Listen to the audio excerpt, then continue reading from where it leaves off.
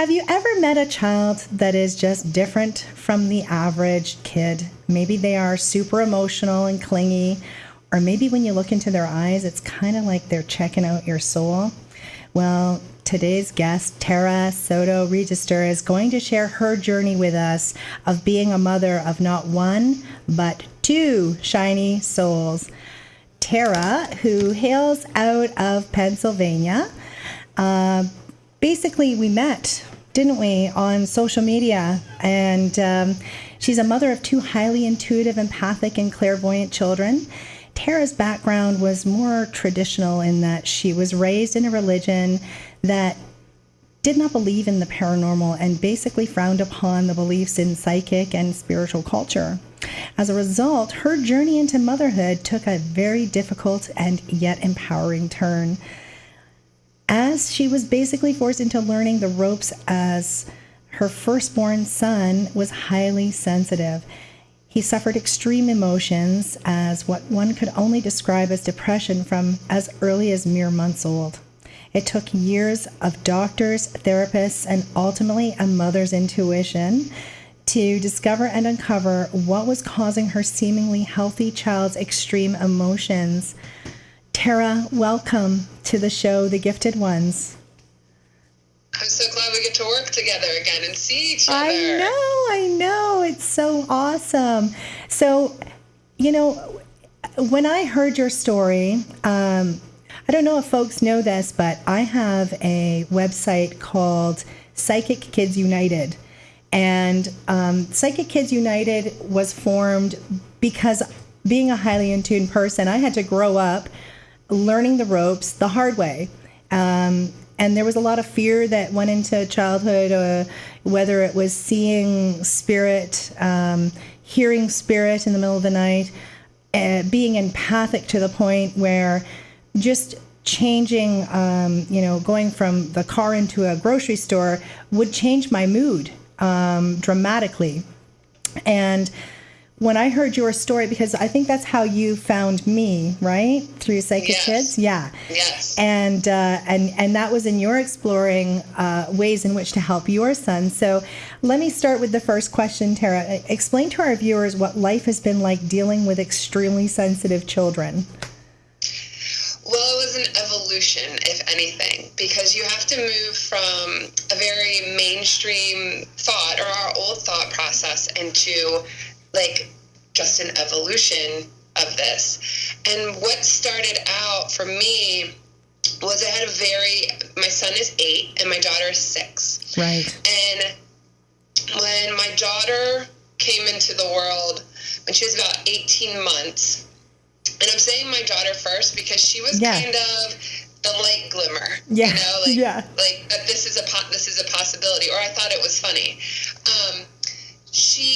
Once she started talking, we would get calls from the babysitter that you need to come home because Eve keeps talking to a man on the stairs, or who wasn't there, right? There was no man on the stairs. Yeah, wasn't there, or strange things. We live in an old farmhouse where we would put her to bed and she would be dead asleep, and we would hear running feet through the halls and opening and closing in her room, and if you went in there to check on her in the middle of the night, she would laugh, and she wasn't a very smiley, laughy baby, and then she would just get irritated with you that she would you would ask her who she was talking to, and she was very irritated that you were being rude, or that you weren't talking to this person. Yeah. So I went to a psychic and said, my house is haunted. And she said, it's not your house, it's your child. And as you do on your first psychic visit, you don't give them anything. Yes. When they tell you something, you say things like, go on, because you don't want to give in, right? And I'm about to walk out of this psychic appointment, and she goes, I never told her that I had a son or anything. Right. And she said, I sense there's a little boy that's going to change your life. And you're not pregnant? And I said, no. She said, wait, they're telling me you have a son. And I said, I do. And there was really, she goes, he's going to change your life and you're going to work together. And And I didn't think anything more of it, Right. like everybody. Your children are going to change your life. Yeah. Okay. Very Thank you for that broad. generic Yeah, statement. exactly. But then we got to preschool for Dominic, and I was the mother that had to drag this child into class. For 3 years, we went to preschool. Oh. And for 75% of it, we drug in, and every day was a report. And the thing with Dominic is he would be smiling ear to ear, and somebody else would come into the room, and he would fall apart or tell me to get these people away from him. Or the emotions were such a roller coaster. And then when we got to kindergarten, we didn't last 2 weeks. He started trying to escape school. I mean, he escaped twice a day, and he was in half-day kindergarten. And then it turned into suicide attempts, which, as a mother, I didn't know of any trauma. I just knew that this was this extreme emotion. Yeah. And he would just keep telling me, I want to go home. It's too hard here. It's too hard here. I can't live here. Or your life would be better without me. Oh. And it would be easier for me. Devastating. Well, and as in, a new mom. Yeah. Yeah, because let's remember, you're brand new. You're a brand new mom. You still have the one, right? Only? And your son's doing this.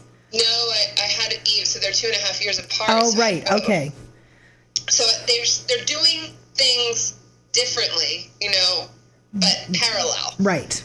Because they're two different, they're two different people, but they have two different abilities. Yeah. And Eve is over here looking like Snow White with animals flocking to her, and she's talking to Spirit very happily. Yeah. And then I have another child over here who's being tormented, it feels like. We had gone in for an IEP evaluation, and he walked into the schools, and he started touching the walls, and he started acting like he was burned. And it took everything for me to get him in there, to convince him. I'm like, we're just seeing a friend. And he was saying, there's something wrong in here. There's it's too much. We have to get out of here. We got to get out of here. This is not a good place. This is not a good place. And that's not me saying that everything about school. I think it's the anxiety think about how much anxiety goes on for a lot of children. It just children who aren't even sensitive. We're all sensitive, right? All of us have the ability to be sensitive, but some of us have that more tuned in, connection. And clearly, you've discovered that your son's empathic and clearly very sensitive to energies outside of what would normally be, just random people in a space. It's everything about everybody he's picking up and tuning into, not just him, but you as well. And your stress levels of, why can't my 5-year-old walk into a classroom and just be? It must have just been so daunting for you. Well, at this point, too, I had actually been quite depressed through the beginning of my children's lives anyway, and I couldn't quite figure it out. Well, because I wasn't ever that way before. Right. And when we got to this point of the suicide attempts, I was doing a really good Stepford wife face, to the outside world. Yeah.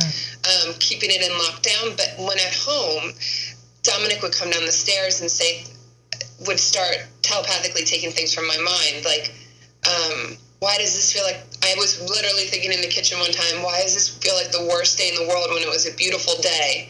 And he came down from being asleep and he said, why does this feel like the worst day in the world when it's such a beautiful day?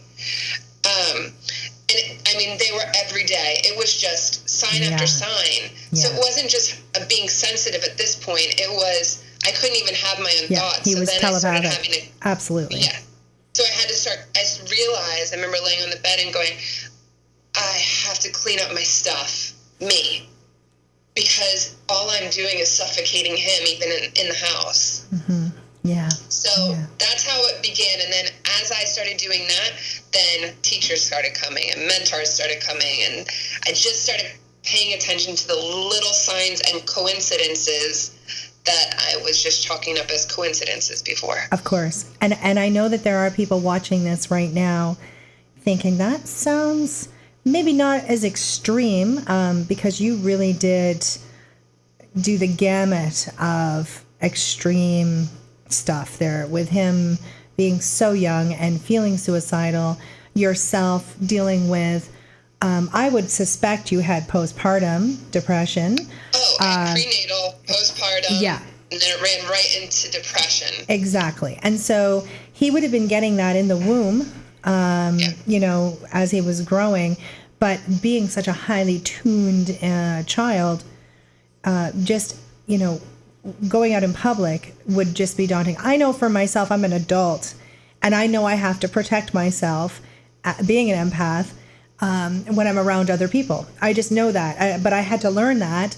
I was never to the extreme that your son I thank God for that. But I can't even imagine as a mother how that must have felt for you.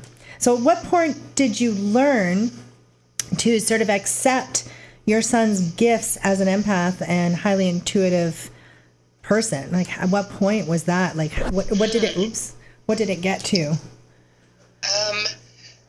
I guess the suicide attempts. So the thing was my son didn't act, let's say, broken. Right. They were giving him diagnoses saying reactive attachment disorder, sensory processing disorder, generalized anxiety, or something else. But every doctor would go, but they don't all fit. Yeah. Like, it doesn't completely fit, because in a nature setting, for instance, none of that existed. Two bright lights didn't exist. Yeah. If we were in a calm at home, it didn't exist. He couldn't fit in that complete thing. So then I just started having to make.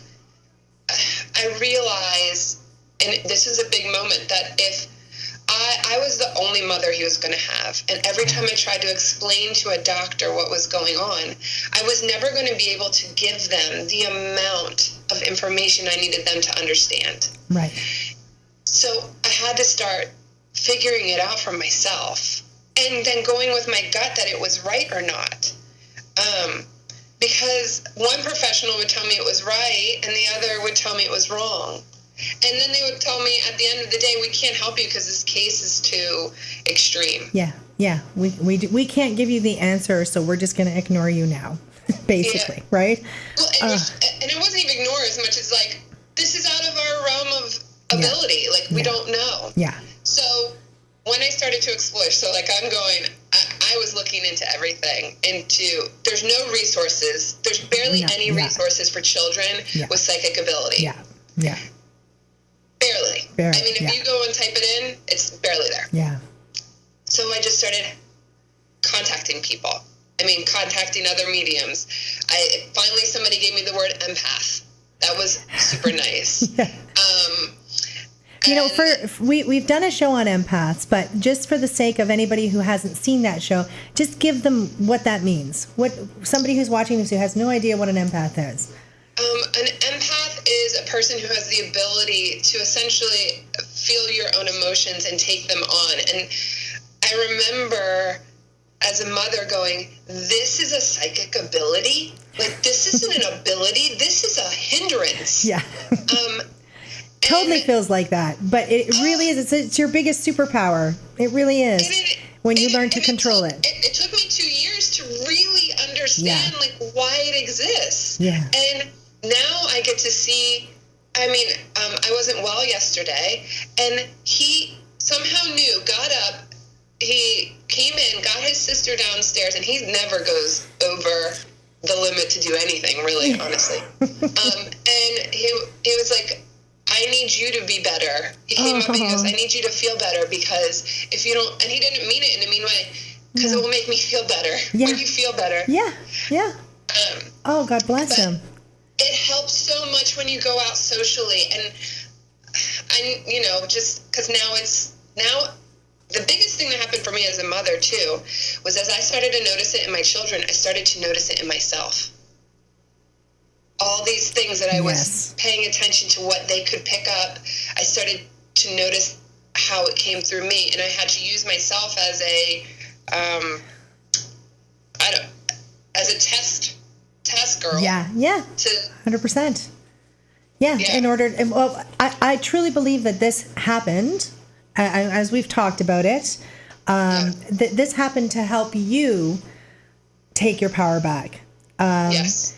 It was all part of the process. It's forced you to recognize and understand your own abilities, but just really tuning into self and connecting with our feelings and emotions, and because you're so connected, obviously, to your son on a day-to-day basis, you then realized, if I'm upset, I am causing him pain, and no parent wants to do that. So, wow. Just wow. Can't even, I have 2 grandchildren, as we've talked about, and I have a daughter as well, who are highly in tuned, but I never had to go to that degree. I only had to go to kindergarten with my granddaughter probably for, I want to say, a month and a half. I had to go in every day and sit with her and I kind of weaned it down to, like, I think the last one was a couple of minutes, and I just kind of snuck out. But for you, it was a battle every day, every single day. So you ended up having to do something quite unique, which was, you want to share that? So we ended up unschooling to be even more narrowing it down, which that form of homeschooling it's child-led, but that means, like, the parent is involved in whatever the child is interested in learning at that moment, and the idea that life will always teach you, which has actually worked out beautifully with, like, understanding, like, the psychic intuitive world, because really, like, it goes hand in hand. 100%. Is that you will always be taught, and you will always want to learn, and you will always want to evolve and expand. And what the beauty of it is I feel like now that we're in this, like, we can travel and follow these gut instincts to go and do, but I haven't entangled them with this way, is they have friends and stuff like that, but we can have those discussions about their abilities, and then not having people tell them that they're crazy, or if they do, we can have those conversations about it. So, and then also we get to, not intentionally, but work on our own abilities and not lose them. If they don't want to. I mean, they can shut them down if they want to, but we know how that ends up going. We sure do. Well, what advice would you give? So I can guarantee you there are parents who are watching this interview, and like I said earlier, they would have children, either their own or children around them that they know. Maybe it's a grandchild or a niece or a nephew, and they're seeing this and they're like, this really resonates. What this woman is saying and talking about really resonates with me. What would be the bit of advice you would give them? Where would you start them on their journey? I guess 2 things is now being in this position, I observe a lot without judgment, honestly. And I realize how many adults don't actually listen to the kids. Oh, yeah. And it's almost insane. Yeah. The kids literally will tell you flat out. Yeah. Like, but because adults are doing adult things, they miss it. Or they think they're rude, or they think, whatever, right? And then they take offense of it. But kids are like little truth barometers. I always say, you'll always get the truth from a child, unless they've broken something, right? Wasn't me. But if you don't freak out about them breaking something, then they still will tell you the truth. Yeah, exactly. Very true. It's so true. If you don't freak out. So I've watched so many children literally walk up, and I don't know, also too, now being in this position where my own intuition's growing, but they will say things like, you didn't see that guy standing right there, or I've seen teenagers flat out try and tell their parents, you know, this, I see people in the house, and you've always, and then the parents will go, aren't they hilarious? Yes. They're so funny. Yes. Or literally when you hear a kid say, I don't feel right being here, I don't feel right, or my stomach hurts being here. I mean, that's really like the starting ones. Yes. 100%. What else? Oh, and the other thing a good place to start is, if you don't feel like you're connected, which you are, is somebody gave me, you want proof. You always want proof, right? Of course, we all do. And I had I have a psychic mentor who said, well, keep a coincidence journal. And I said, okay, what's a coincidence journal? She said, get yourself a little journal, and every time you think you see a coincidence, right? Yes. You're thinking about Aunt Millie, and Aunt Millie calls you on the phone, write it in your journal. Or, you know, there's so many different reasons for a coincidence. Oh, I was having a really hard day, and I was thinking about how I was so crazy believing all of this, right? And I turned on the radio right at the point in Billy Joel's song where it says, you may be right, I may be crazy, but you just may be the lunatic I'm looking for. Yes. So I turned off the radio. Then every time I started thinking that thought, it would be like on in the elevator, or so little things like that. Just write it in a coincidence journal. Yeah. And then slowly you'll see your own intuition, how connected you actually are. 100%. It was actually what brought me to my belief in self, was keeping a journal.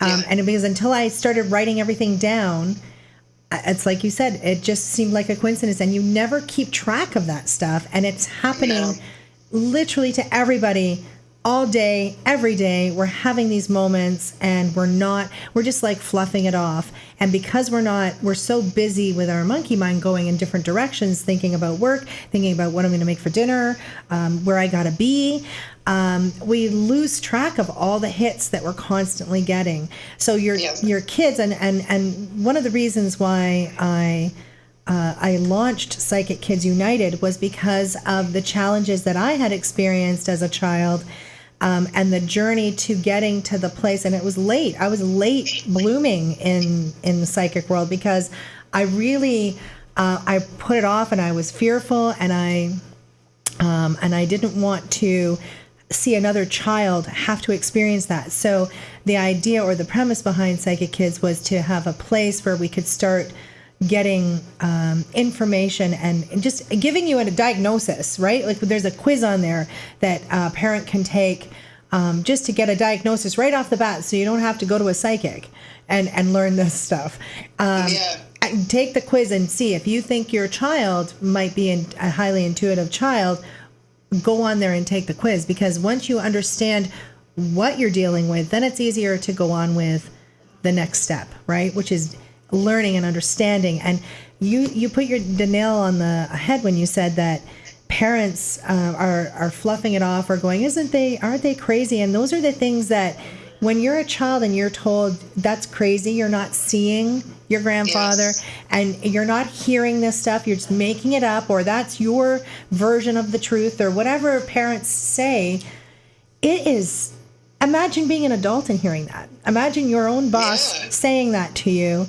It would be taxing over time, and you would lose confidence, and that's not what we as parents want for our children, right? No. So no, you've done some amazing stuff, which we're going to get to. But, you know, since this awareness has become undeniable, what should our viewers keep an eye out for in their children so that they know, you know, like we don't want it to get to that point where kids, because mental health is definitely on the rise, and I think it's because of all the highly sensitive children. I mean, we're talking the teenage right down to the younger generation. Your son was an extreme case, I would say. I mean, not that I've heard more of other children dealing with this kind of thing, but it seems to be very prevalent in teenagers and the younger generation, where the mental health is just, it's breaking everybody's hearts because they can't seem to cope. And I think it's because of their highly in tune nature. So what would you, what would you recommend where you can start? Like, so it's cleaning up self, right? Cleaning up your own stuff. Oh, you can't go anywhere, I don't think, until your foundation is right. You as a parent.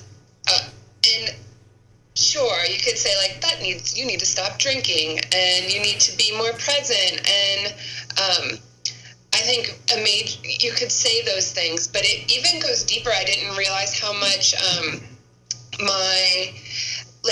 I say family trauma, I mean, like, family trauma, like, from, like, great-grandparents, right? Yeah. Right? I didn't realize how much that trickled down. And how, like, reactivity was actually really a big thing, like, in our family. Like, if you everything was big. Love is big. Yes. Anger is big, and it's immediate, right? Yeah. So, like, reactivity in the family, being a workhorse, pushing, and we do it to our kids. And the thing is like, they've literally run out of energy. Yeah. Like, sure, we could use energy as the woo-woo sense, but legit, especially with highly sensitive children, it bottoms out so quickly. And then once it bottoms out, you're going into depression land. Another thing I think we need to watch out for is there are children committing suicide. They do not report the numbers. Actually, I just did an interview yesterday about this. Second leading cause in the death of children in the ages of 10 to 18. Third leading cause in the death of children from 5 to 12. Wow. Yeah. Wow. And so if we think these children are highly sensitive, and they're in schools and they're together, right? And one child commits suicide, well, it creates like a big cannonball ripple effect. It does. And all of that sadness goes right to those children. And yes, there's so many other different things, but that impacts so many, triggers all the other stuff that's going on in their lives. I think kids need time. They need time to themselves, and I think they need to be allowed to have more control of their bodies and who they are. We always tell them, we know what's best for you. Yeah. I can't tell you how many times I did that and it blew up in my face. Yeah. Yeah. 100%. We needed an exorcist to go to the grocery store. And it was my belief that my child should be able to go to the grocery store with me, not understanding that he was taking on everybody's emotion that walked into the grocery store. Yeah.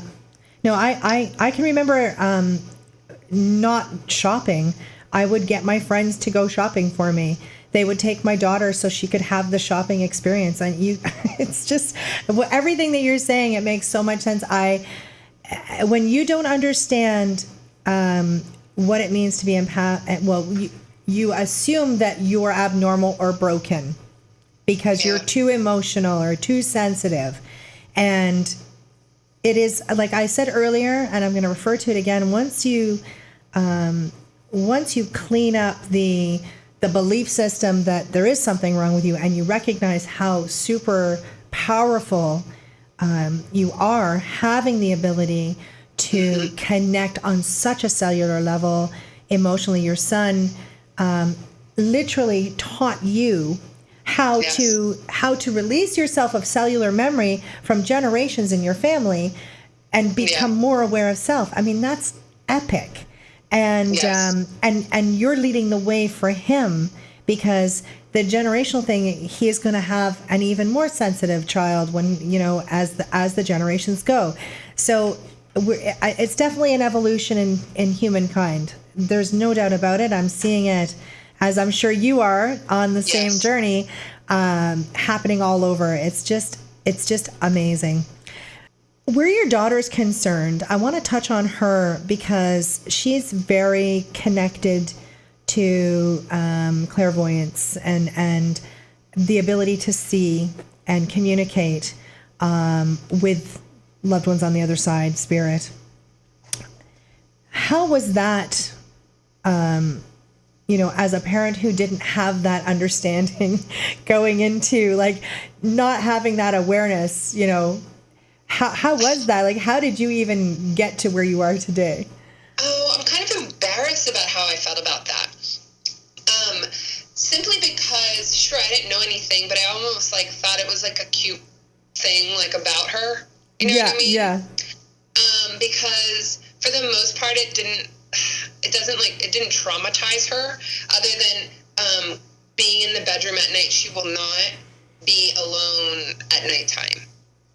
And so she sleeps in the room with her brother in a bunk bed, or she'll come into our room. And, I mean, she'll scream in terror. But other than that, she's very...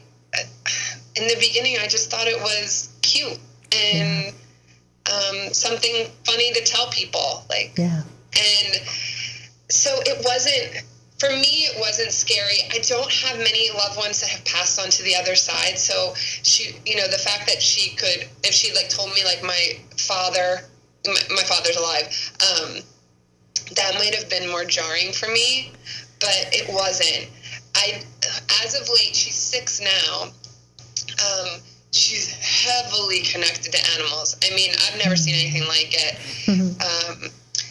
She has like her own posse of ducks that just like are always laying on top of her. I saw those pictures. Those were adorable pigues. Oh my goodness. And, yeah. Like, I mean, she's like the girl, like a butterfly will land on her face. Yes. And I guess her clairvoyancy has taken a break for a little bit, as it does, I think. And it's funny to me because she used to see our dead dogs. Okay.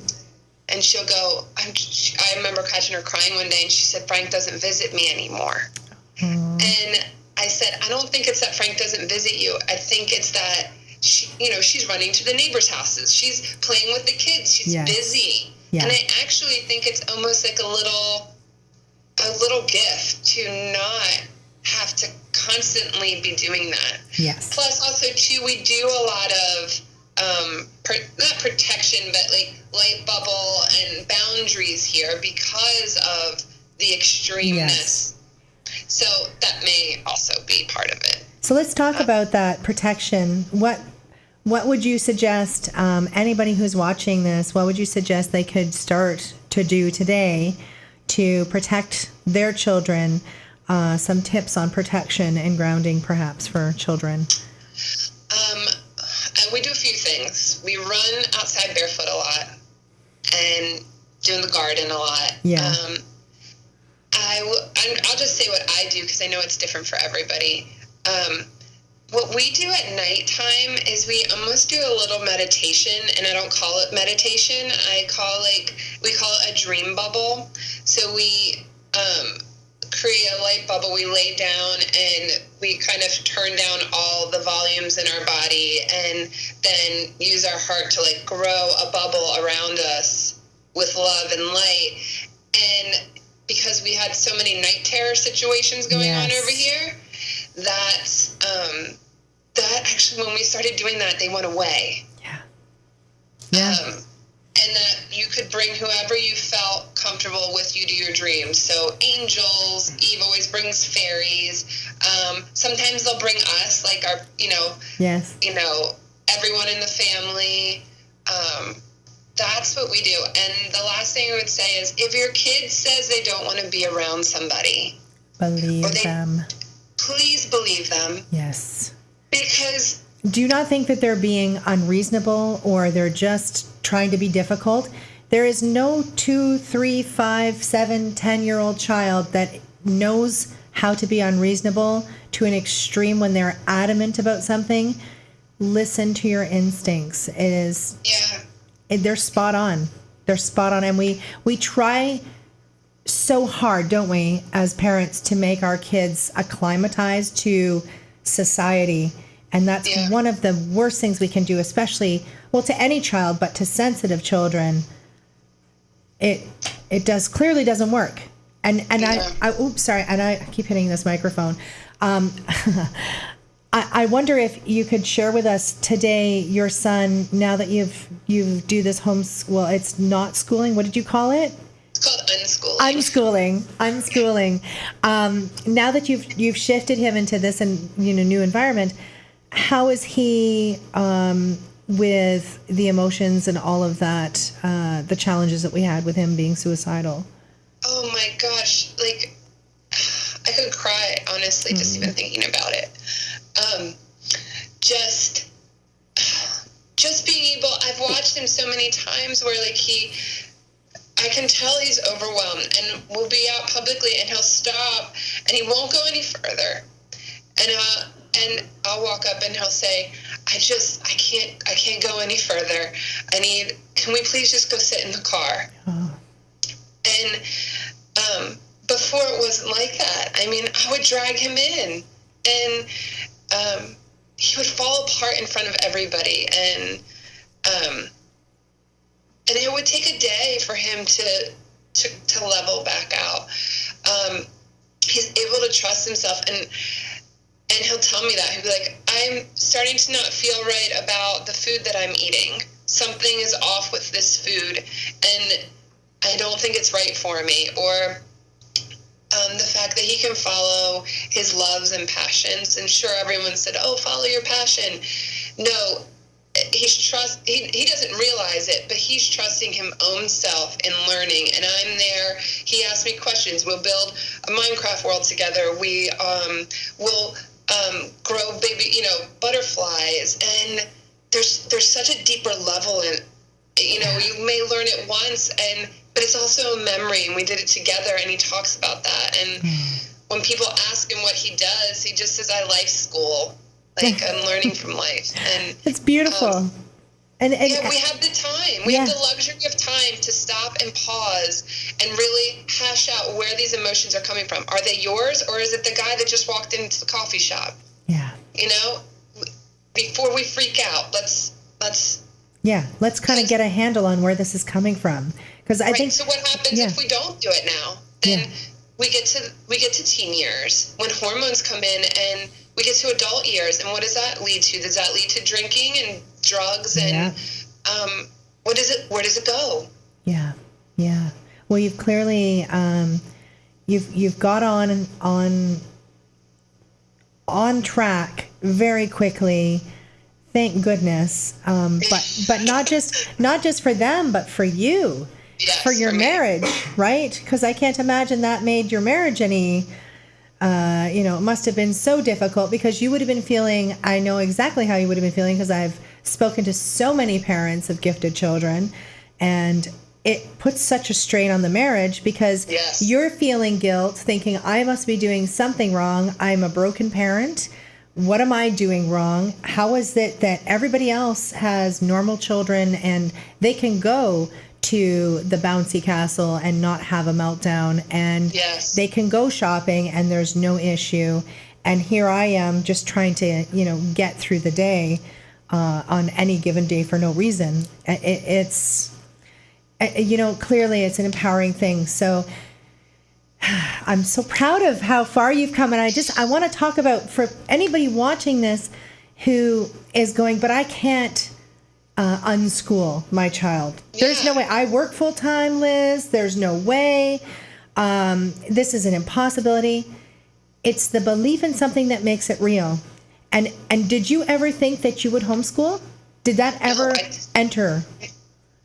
No, and I didn't want to. Right. I in no way wanted to. I always believed somebody else could do it better. Yeah. And I was the girl that was like, 120 days till kindergarten. And that was not in the cards. But then when we left the IEP meeting, and I broke down so bad in the middle of the driveway of the school. I was hyperventilating. Mm-hmm. And I knew I had to homeschool, and I didn't know how I was going to do it. And I didn't know if I was going to survive it. And I'll be really honest, it was the most difficult part about learning how to do this was to be with myself. Yeah. Because I had to be in my house a lot. Yeah. And I was the girl that was like, wake up, get the kids in the car, because if they're in their car seat and we're moving from shop to shop, I never have to actually be with myself. Yeah. Yeah. Like 99.9% of the parents out there. Yeah. We're all so scatterbrained, right? Like, this is mindfulness. This is a test in mindfulness for you. Yes. Yeah. Beautiful. It's just beautiful. And I wasn't willing to give up the chance that I could help Dominic. And in turn, I didn't realize that I was actually fixing everything here first, fixing everything with myself first. Yeah. So clearly anybody watching this is going to, we're saying basically what you're saying is look at yourself. Where are you needing to grow and evolve in order to support and help your children? Because ultimately, a happy life is connectivity. Everybody wants to be connected, and your kids are clearly off the charts connected, and they're forcing you to see your potential, your greatness. You've turned this into something amazing because you support and help. You've started a group. Do you want to share your group with everybody?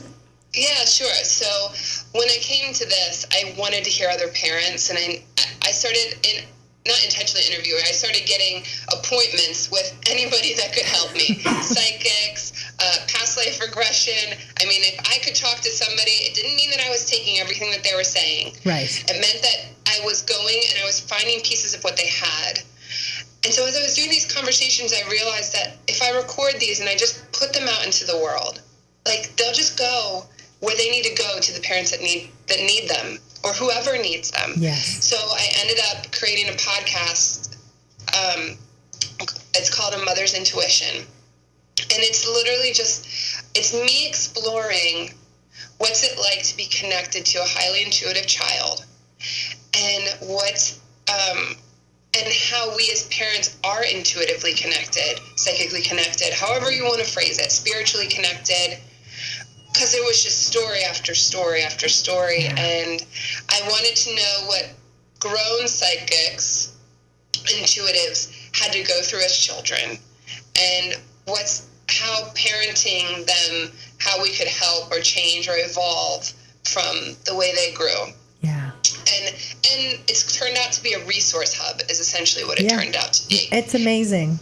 Anybody who feels connected to this, you definitely want to check out your podcast, because it's beautiful. You are bringing in resources from all corners for parents like you and for their children. It's beautiful. Love it. Well, I'm going to wrap this up, and it's been I could literally talk to you for days, as you know. Thank you so much for sharing your powerful journey with all of us. I'm sure it wasn't easy to do, but you're so gracious to share it. If you or someone you know has a child that sounds similar to what we've discussed today, please take them to mothersintuition.com, is it? It's a Mother's Intuition podcast. Podcast.com. Mm-hmm. And then I'm on Instagram also at a Mother's Intuition. Perfect. And also definitely check out psychickidsunited.com for other information on the quiz and all of that. It's been absolutely amazing chatting with you, and I know you and I will talk again in the future, but for now, thank you so much for sharing your story with us today. Thank you so much for having me. I love having you a part of my journey. I know. And that's how it works, right? Anybody watching this is part of your journey. You are watching this on purpose. All right, this has been the Gifted Ones. Thank you so much, and have a wonderful day.